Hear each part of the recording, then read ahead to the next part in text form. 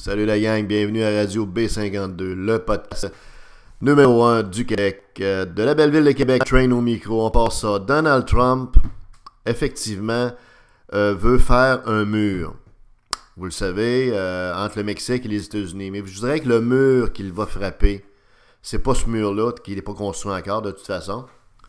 Le mur qu'il va frapper, c'est le mur de certains nombres de corporations multinationales, de grandes compagnies américaines, lorsqu'il va vouloir appliquer sa taxe de 35% pour les empêcher de se localiser ailleurs qu'aux États-Unis. Lorsqu'il va vouloir forcer la main, lorsqu'il va vouloir faire son boulet, lorsqu'il va vouloir faire son bélier, comme il a fait avec les compagnies Ford, en imposant à Ford de ne pas établir une usine au Mexique, sous peine de les punir d'une taxe d'importation de 35% et de différentes menaces comme ça. Donc, l'approche de Donald Trump, vous savez, dans la vie, on frappe tous, on appelle un Waterloo, hein? Vous connaissez l'expression, vous frappez un mur. Trump ne fera pas exception à ça, il va frapper un mur lui aussi. Et le mur qu'il va frapper, c'est les compagnies, c'est quand il va vouloir s'attaquer aux compagnies du domaine des technologies de l'information, du domaine des technologies en général, pour les empêcher de faire leur move au niveau de localisation de bureaux à travers le monde, ailleurs qu'aux États-Unis, ou même de siège social. Donald Trump va vraiment... je ne sais pas ce qui va arriver, mais si ça arrive, là, ça va être comme dans le film, je ne sais pas si vous vous souvenez, Le choc des titans, ou Le choc des deux mondes. Là, je ne sais pas ce qui va arriver, mais à un moment donné, il va falloir que Donald Trump comprenne qu'il pourra pas diriger le pays puis diriger l'ensemble des corporations américaines puis des moves dans son style protectionniste tout azimut sans conséquence. Va falloir que Trump comprenne qu'il y a d'autres compagnies que des compagnies qui construisent puis qui implantent des immeubles comme lui fait pour faire de l'argent. Il y a d'autres choses que des buildings, des tours à bureaux, puis des terrains de golf sur la terre. Les compagnies, de plus en plus, en général, sont ailleurs en termes de localisation par rapport à la pensée, par rapport à la façon de voir les choses de Donald Trump qui date du 20e siècle, qui date des années 50, des années 60. Dans ces années-là, tu avais une compagnie, le siège social, c'était important, puis il fallait que le siège social soit dans le pays, dans le fond, où est née la compagnie, parce que c'est comme ça que ça marchait, puis tout était centralisé, tout était physiquement centralisé dans la compagnie.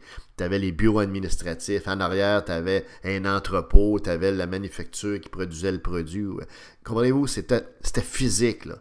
Or, là, on est au 21e siècle, et en 2017, surtout dans le domaine des technologies, on n'est plus là, ça fait longtemps, là. Vous savez, ici à B52, vous l'avez peut-être compris ou entendu ou deviné, mais on est une gang de techno ici, là. Même si on fait de la communication aussi, comme dans notre branche B52. Ça fait qu'on est capable d'en jaser. On pourrait même vous en jaser pendant plusieurs minutes, même plusieurs heures. Ça serait peut-être même intéressant. On doit se contenter de quelques minutes pour chacun de nos podcasts, puis on essaie de ne pas trop vous étourdir avec ça, même si le domaine des technologies est passionnant.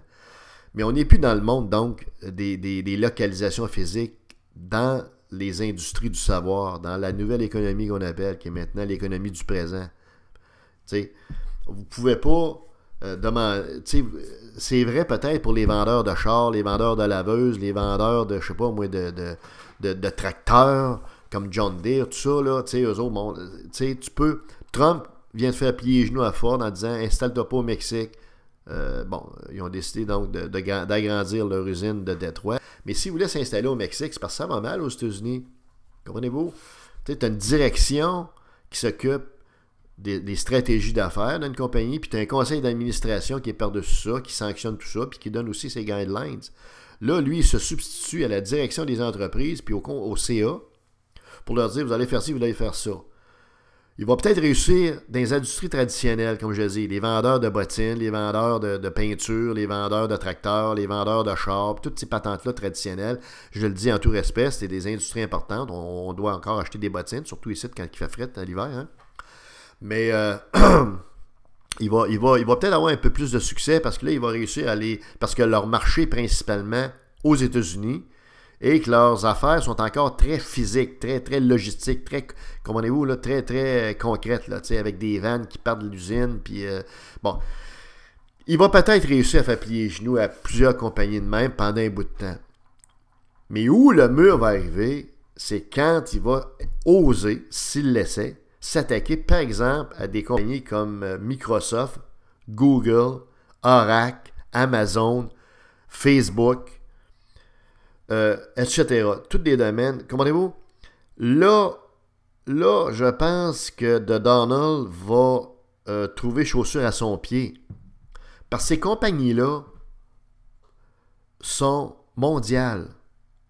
Ils n'ont pas, comment je vous dirais, ils sont pas dans le monde des années 50, là, avec un siège social, tu sais, puis à telle place, puis c'est ici, puis c'est ça. Ils en ont des head office, c'est sûr, mais ils sont pas dans ce monde-là, tu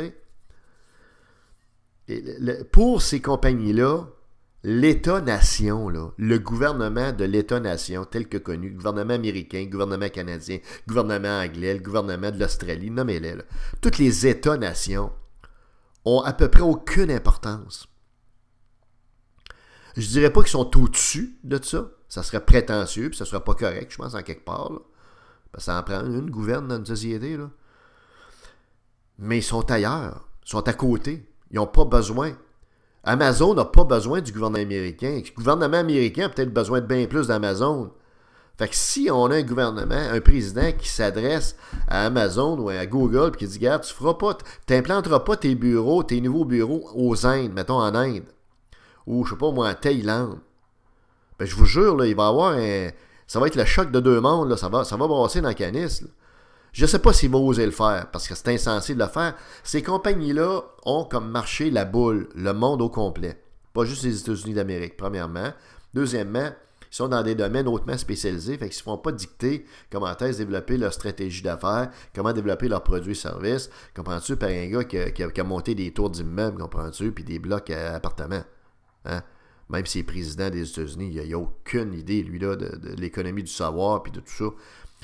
Exemple, voyez-vous, j'ouvre une petite parenthèse sympathique, il tweet à toutes les semaines, à tous les jours même, il se lève un matin. On dirait qu'il vient de découvrir Twitter comme un petit bébé ou un petit enfant qui vient de découvrir un plat de bonbons. Tu lui mets un plat de bonbons, puis là, il veut tous les bonbons. Il veut des bonbons roses, des bonbons rouges, des bonbons bleus, des bonbons verts, puis il mange des bonbons.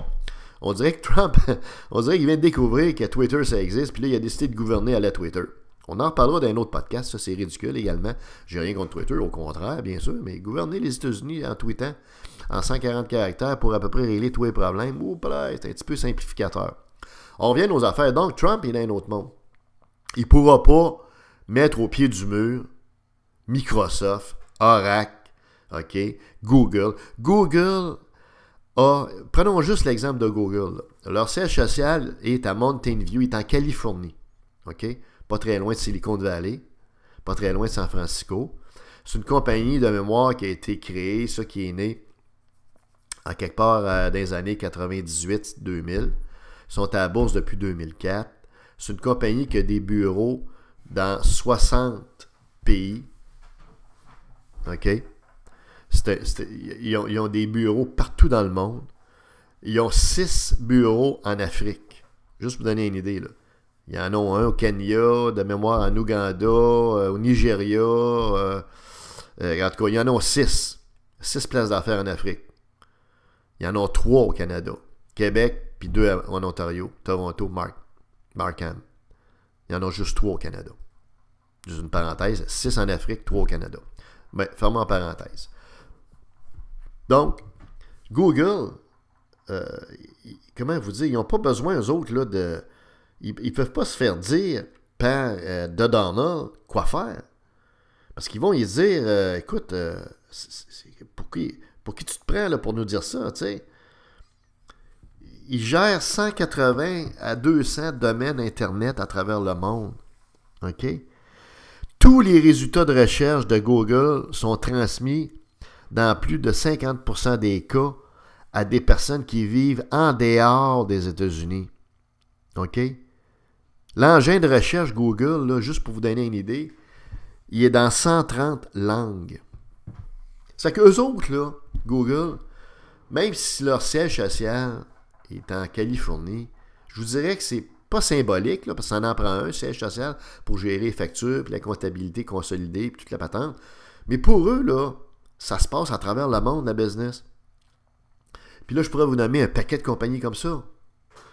Donc, de Donald, il est mieux de surveiller, parce que le Waterloo qu'il guette, le mur qu'il guette, c'est s'il s'adresse à ces compagnies-là, de la même façon qu'il s'est adressé à Ford, en les menaçant par un tweet de 140 caractères, de les punir s'ils s'installaient au Mexique. Ça ne marchera pas dans le domaine des technologies, ça je peux vous le garantir. Il va y avoir une guerre. Et ce qui guette les Américains, c'est ça un petit peu. C'est qu'à vouloir trop interventionniste, il va créer un climat de confrontation. L'autre chose qu'il faut voir, c'est que si tu vas trop loin dans le protectionnisme, vous avez des compagnies actuellement qui vendent beaucoup de produits aux États-Unis, dans le marché américain, mais qui n'ont pas nécessairement d'usine, d'entrepôt ou encore moins de siège social aux États-Unis, mais qui avaient peut-être ou qui ont peut-être dans leur plan d'installer des entrepôts, des usines, des manufactures aux États-Unis, peut-être même un siège social ou une branche administrative. Vous comprendrez comme moi que si ces compagnies-là ont de tels plans de s'installer aux États-Unis, d'une part, puis que d'autre part, ils voient le président des États-Unis qui menace à peu près toutes les compagnies qui veulent faire n'importe quel move ailleurs qu'aux États-Unis, ils ne viendront pas aux États-Unis. Ils vont dire fuck the United States of America de Donald Trump.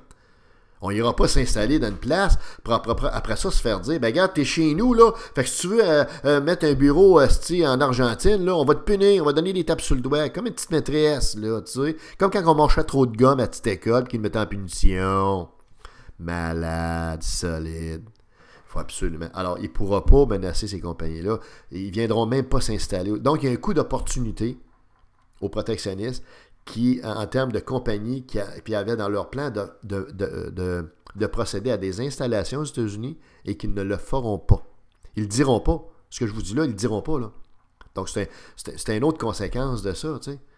Donc, de Donald, OK, je lui souhaite, ici à B52, on n'est pas contre, pas en tout, mais il va falloir qu'il modère, il va falloir qu'il se modère la trompette, là, monsieur Trompette, là.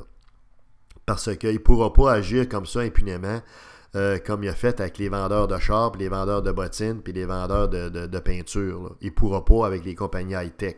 Okay? Parce qu'il charrie l'économie par en avant dans les pays actuellement, c'est les compagnies de technologie d'information. Demandez-vous, les marchés potentiels, le futur économique des sociétés actuellement passent par l'économie du savoir.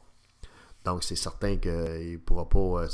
je termine en disant que les 300 plus grosses compagnies en technologie qui sont à Silicon Valley, qui sont aux États-Unis principalement, se sont toutes installées dans les dernières années en Israël. Parce que le climat est attrayant. Ça, c'est la première condition. Et également parce que le milieu académique est très tourné sur les technologies d'information. Donc, ils sont capables de pomper de l'expertise, de très haute expertise dans les institutions d'enseignement d'Israël, parce qu'Israël a tourné son système d'éducation vers les technologies. Ce que nous autres, évidemment, on n'a pas compris ici. On continue à produire, comprends-tu, des romanciers, puis des gens de marketing. Fait qu'on est pogné avec des dinosaures comme sous-ministres qui comprennent rien, puis qui sont entourés de pompeurs de sang, puis de requins, puis de clowns, comprends-tu, comme Patoff, comprends-tu, qui essaie juste de fourrer le système avec les sous-ministres. Bon, revenons à nos moutons. Israël, donc, c'est ça, c'est rendu un deuxième Silicon Valley. C'est pas pour rien. Fait que comprenez-vous que Trump, il arrive un petit peu quand le party est fini en plus, là, tu sais, à 4 heures du matin, là. Tu sais, il fait noir, tout le monde est parti, tout le monde a baisé, tout le monde a bien bu, tout le monde s'est amusé, il n'y a plus de musique, comprends-tu? Il y a de la moutarde, puis du ketchup, puis de la bière, puis du Porto partout à terre. Alors, c'est un petit peu ça aussi, là. Il va falloir qu'il fasse bien attention par rapport à ça, tu sais. Le mur qui l'attend, le principal mur qu'il guette, c'est les compagnies de l'économie du savoir. S'il ose les affronter, qui vont le ramener à l'ordre. C'est pas le mur du Mexique. C'est pas la clôture du Mexique qu'il veut mettre en place là, avec des entreprises de fabrication de clôture. On n'est plus bien dans un monde de clôture, Donald. On est rendu pas mal ailleurs que ça. C'était Radio B52. Night Train au micro.